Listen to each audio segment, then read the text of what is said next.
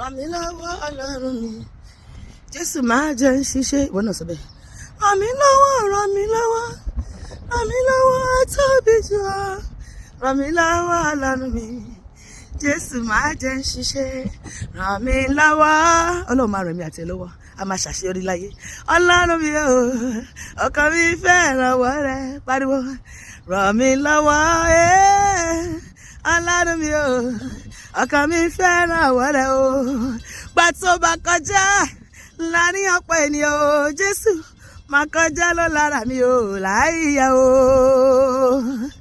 Ọwọ́ Olúwa ń bẹ lórí ayé mi o, ṣe báyìí. Ó ń gbé mi fò, ọwọ́ Olúwa máa gbé mi àti ẹ̀fọ́ lọ síbi mo ṣe ìlérí ẹ̀ fún ayé wa.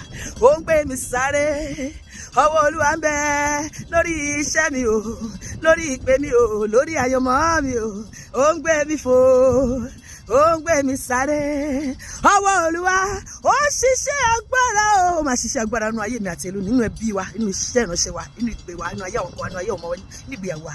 Ìyanu lọ̀lọ̀ rẹ, ó yí ayé mi padà. Ọwọ́ Olúwa máa yí ayé mi àti ẹ padà. Orísun ire, orísun tí kì í gbẹ ni.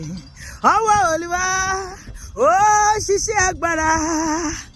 Ọwọ́ Olúwa bẹ̀rẹ̀ iṣẹ́ nínú ayé mi, nínú ayé rẹ. Ọwọ́ Olúwa wà táyé wa ṣe. Ọwọ́ Olúwa máa táyé mi àti ṣe lórúkọ Jésù. Àmín.